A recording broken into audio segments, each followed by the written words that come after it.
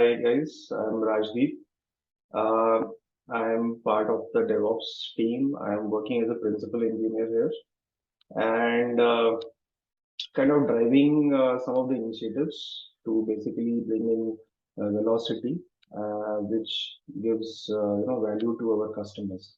So customer obsession is one of the key values of Lenskart. So this is what we do day in and day out to basically bring into our tech stack and whatever we are doing right now. So I joined Lenskart like almost like 5 years. It's been in this journey, and uh, I joined as in a more kind of an individual contributor role. So I am a tech guy by heart. I am not a managerial person, right?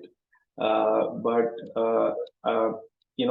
being into a leadership position, I understand that what usually the gap is between technology and that management. Bringing those foray into the management, and I think that is what comes, or what any kind of DevOps, company who is aspiring of DevOps or engineer who is basically aspiring to be a DevOps engineer should also, kind of breathe, right? It's, I think, somewhat more than technology that a DevOps engineer does. And sometimes I feel that, some of the underrated skills of DevOps engineer is patience and, interpersonal skills, right? So, when you are driving certain cultural change into an organization, so it becomes very important that how you are conveying, that or convincing basically the other stakeholders that why do you need this change? Because change is never an easy. That's the most toughest thing to achieve. But what value does this bring? So, as a DevOps engineer, you should be justifying your points with a lot of data and a lot of, impact analysis, right? And that's how you basically keep mapping your goals. How do you want to structure the DevOps journey of that organization? Be it you are on a very initial level, you are just starting as a DevOps engineer in an organization or in your career, or you matured to kind of leadership role, right? It took me some time, right? When you move from an IC to a leadership role, the initial hunch is always to get down and start doing stuff. But there are a lot of organizational and cultural stuff that you also need to take care, right? The whole idea is how you can bridge the gap. DevOps is all being like inclusive of any other department. Not just saying that, oh, this is not my job, right? This is where you stop thinking in those terms and start acting what you can do to basically bridge this gap. So you should always be thinking in that terms. So yeah, I mean, like it's been a lot of ups and downs the journey, right? Um, but you know, uh, Lenskart being in a phase where the journey is like it's like a hockey stick kind of thing. Uh, so getting those cultural changes as well as scaling the architecture. So yes, I mean, like it has been a really enjoying as well as a challenging journey. So yeah, we learned more about you as a DevOps engineer. So I wanted to know more about like you had recently onboarded Bitpiper for your application delivery at Lenskart, and what was the thinking that went behind when you were onboarding it, and also how has been the journey so far till now? So I'll give you a bit of background, like why we were exploring a partner, right, and how this began, right? So when so as the feature releases increased at Lenskart, and uh, velocity became a thing which we didn't wanted to compromise on, as well as we didn't wanted to compromise on the quality of services. So we were also kind of bringing in a model of shared responsibility into the organization, which I was personally driving, right? So we wanted a tool where, we could kind of minimize the involvement of the DevOps team, right, for any kind of releases, and give that controls to, dev engineering or quality engineering teams to drive this on their own, right? So there are a few metrics we were, kind of looking forward to in any tools. We explored a lot of tools, and we found out that there is no silver bullet for integrating CI/CD.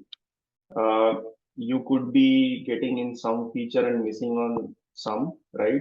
Maybe you can bake in a few solutions on your own, but that will require some in-house development, right? And that's where we were kind of too busy, working on services, which made more sense for the business objectives. So we wanted uh, onboard a tool which could actually factor in most of these features, right? So some of these factors were that we wanted a tool which had a clean authentication and authorization feature, right? Because we didn't wanted department wise overlapping of the permissions, right? It has to be very very clean, so that there is a proper compliance and audit process involved in the delivery process, right? The second was that we are moving towards a more GitOps kind of model. So, we are kind of looking for tools which have very clean, manifest kind of implementation, where we could just, simulate the pipelines on the fly using YAML based, manifests, that could be API driven, because the number of services are increasing day by day. So a manual step can't be, that won't work in our system, right? So we wanted a more flexible kind of system which could be built by such kind of manifestations. Um, Another thing was that we wanted the system to be flexible. We wanted the system to be such where we could be able to integrate some of our use cases, right? Business use cases, because we were not pushing the teams to basically follow our model, right? Whatever the DevOps team brings in, we wanted to bring in their flows, right? Whichever they are comfortable, their pods are comfortable with those kind of models, and that kind of a single flow cannot work into that system, right? There could be certain comfort zones for certain teams. There could be, certain, and also depending upon the maturity of the service, right? Some, service might have a very good line coverage. Some might be still improving on their line coverage. So we didn't wanted to straight away enforce them. That's not how you want to completely stop the, DevOps journey. So it's a kind of regular improvement. So we wanted such kind of tool which is flexible enough to incorporate, every team's requirement, and slowly build upon that, right? Uh, the next thing that we were looking for is that, the customer service, you know, that we wanted the teams to be, working as an active partner with us, right? I mean, like, we don't use the term vendor, right? We use the term partner, because we think that our success is very closely connected, with our success partners. I mean, like, we even call them success partners because we are working very closely with our partners, and some of the implementations that we have done we have helped our partners to basically improve their products as well, and they have also helped us, with that feature request integration.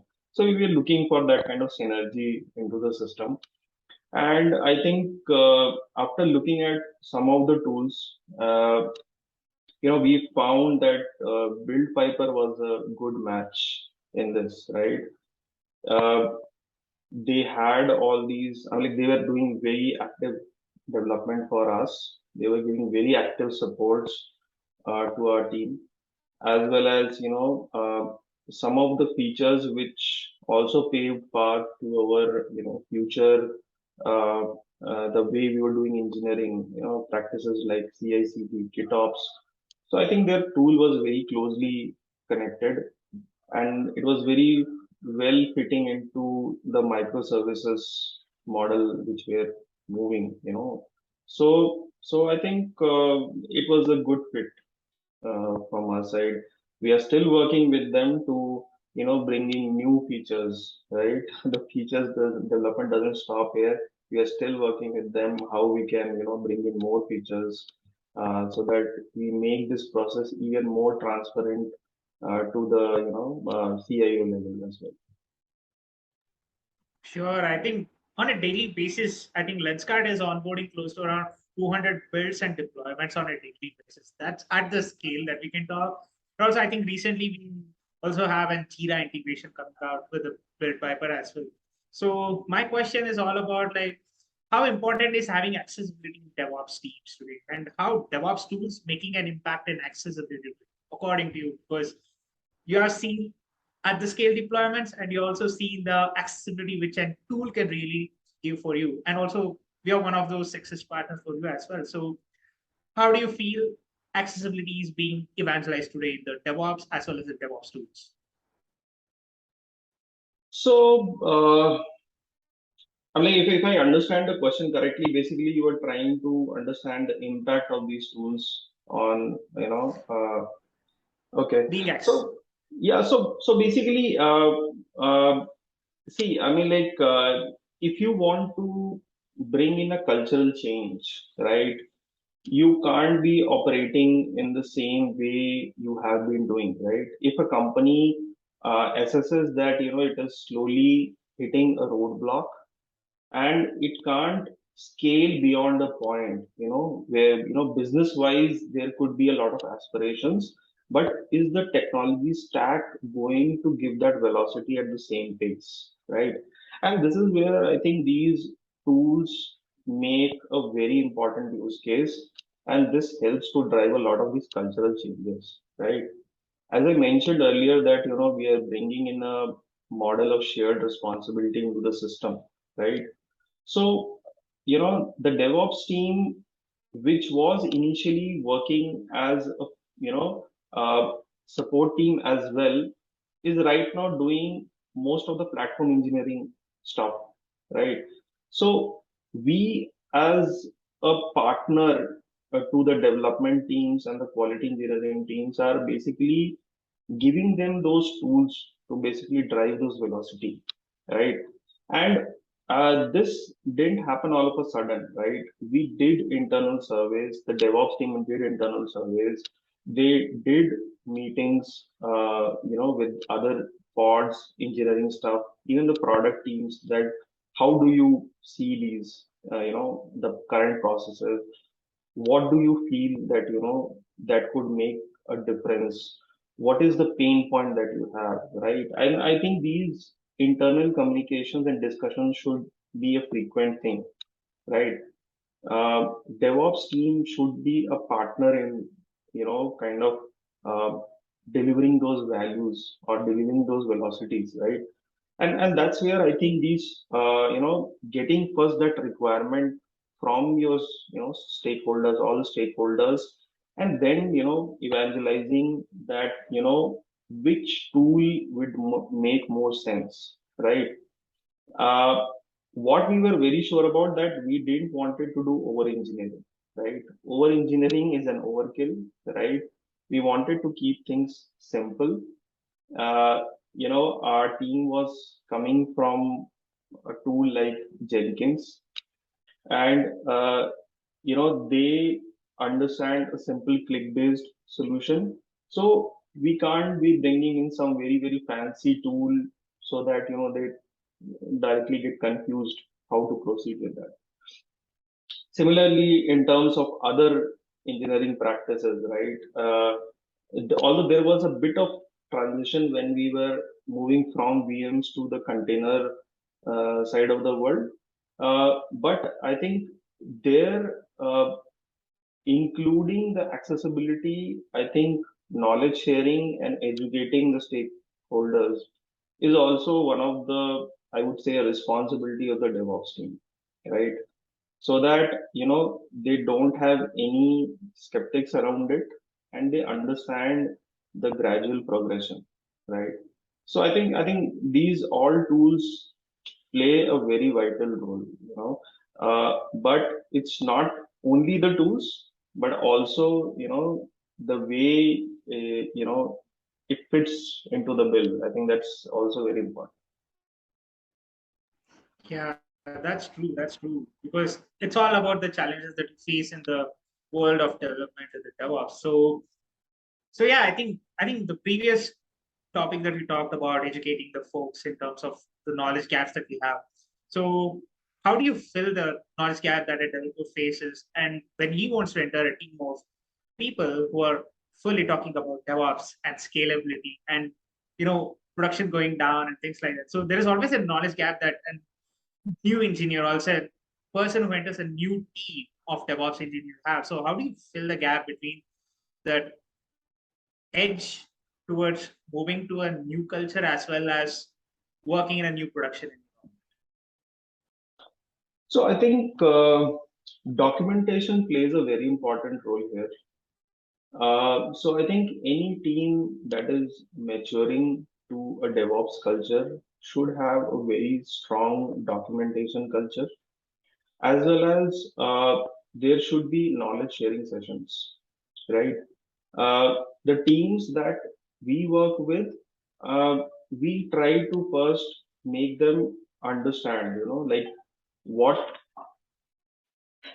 what kind of impact that change might have. So we do a proper impact analysis.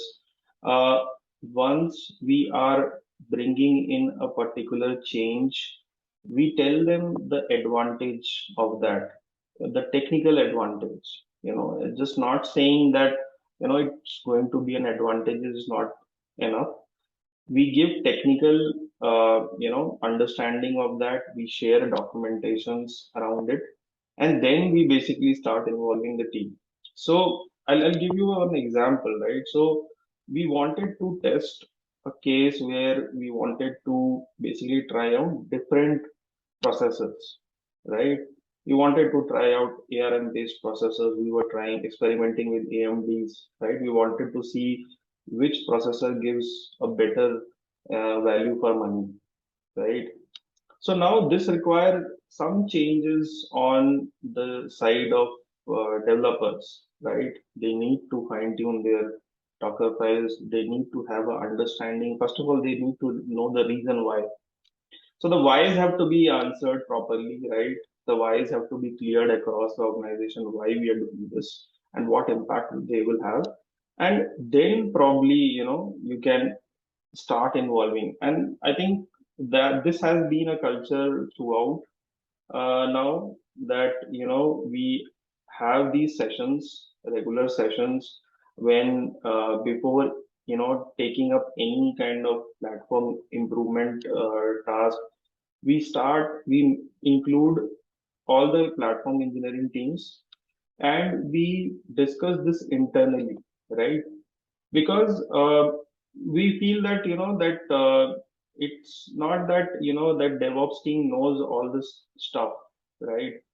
uh, there could be some cases where somebody might have experienced something, right?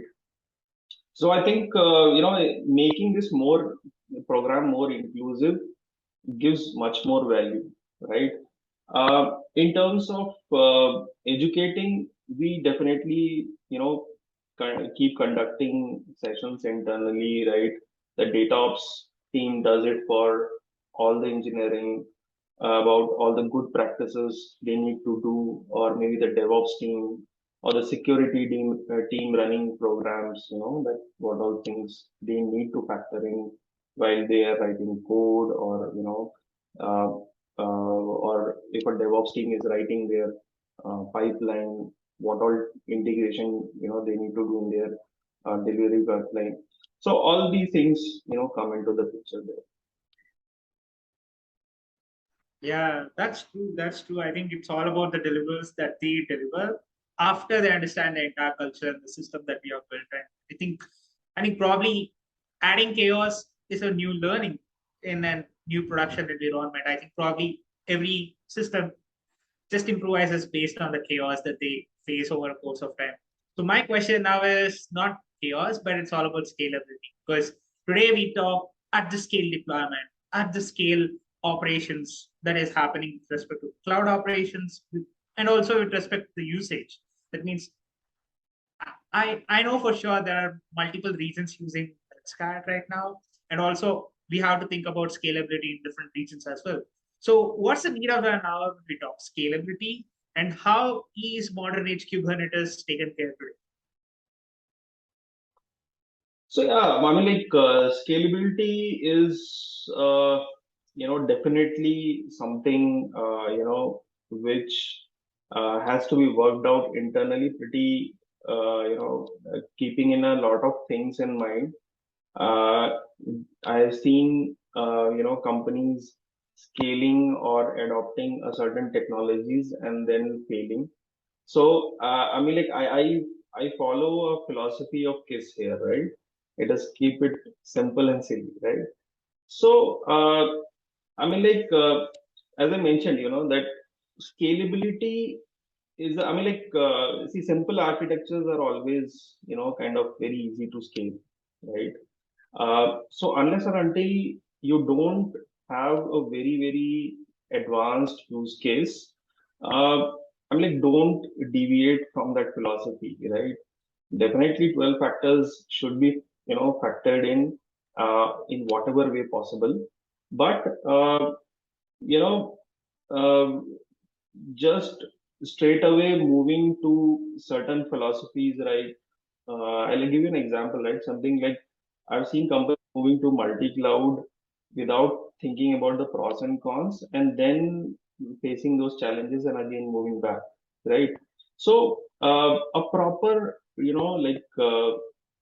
design review, the way your data is growing, introducing concepts like sharding and concepts like load balancing, auto scaling.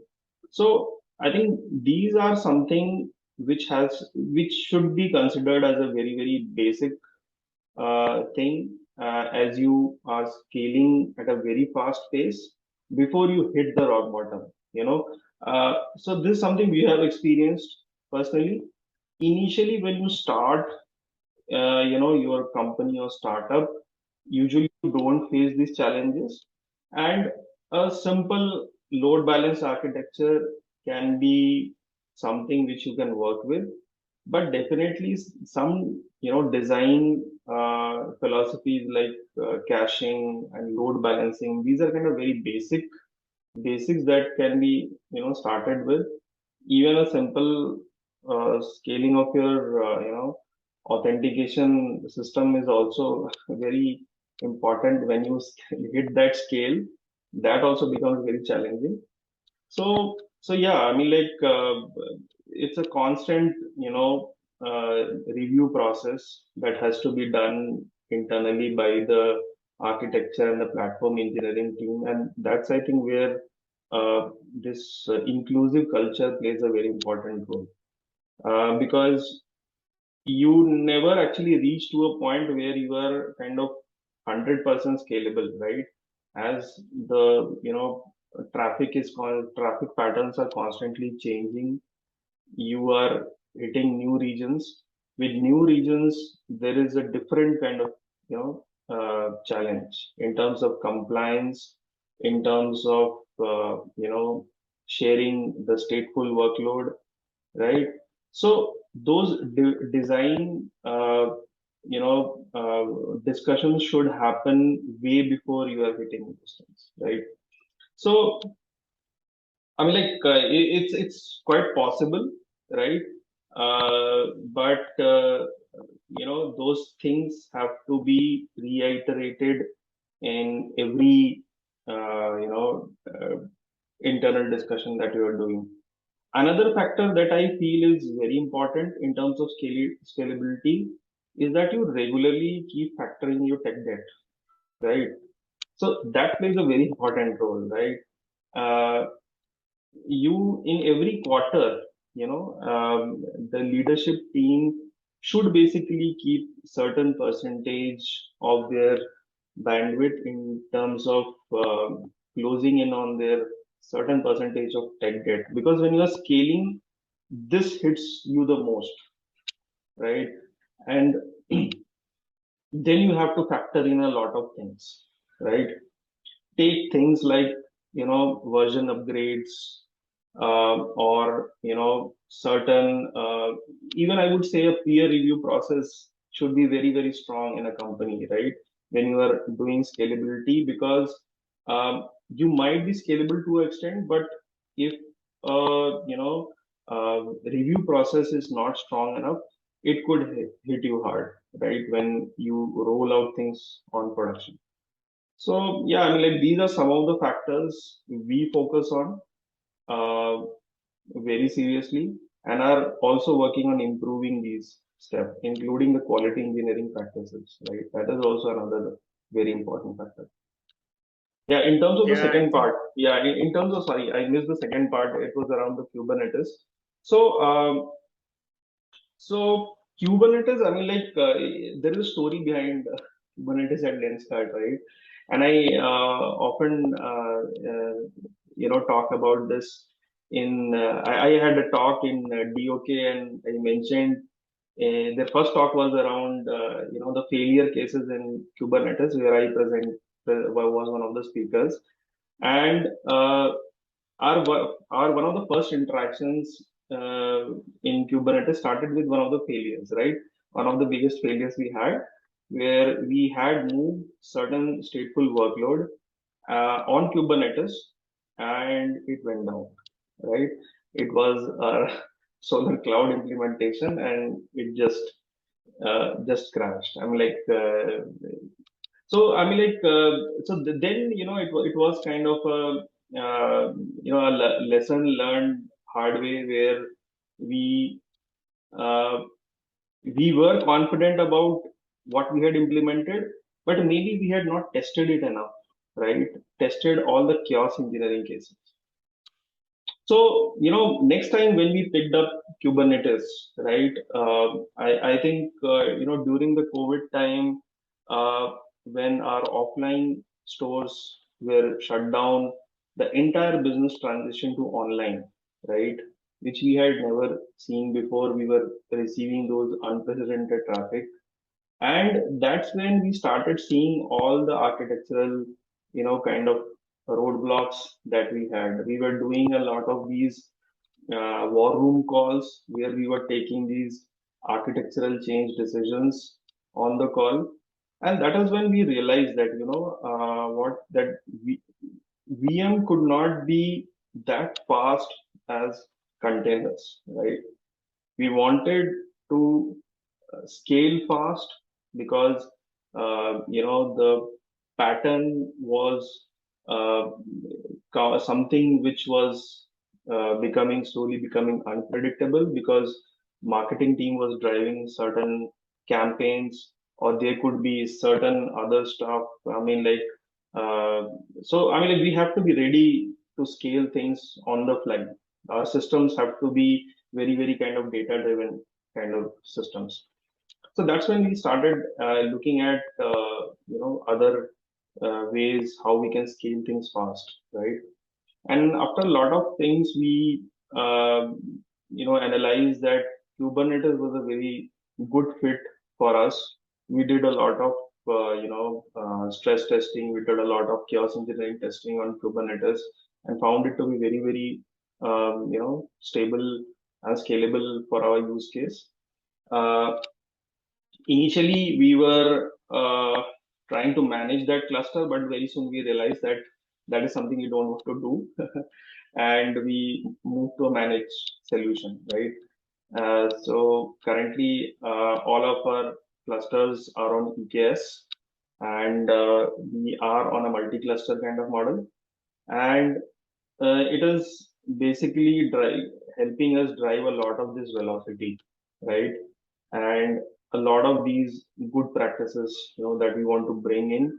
So we are currently building EKS as a platform for us, right?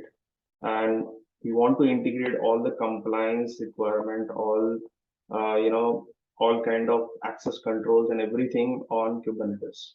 So that's where the team is focused. Yeah, that's true. It's all about evolving culture, and it's also about you understanding that we will fail one day, and we have that kind of a solution to deliver. That is people, process, and the tools that we have strategized right.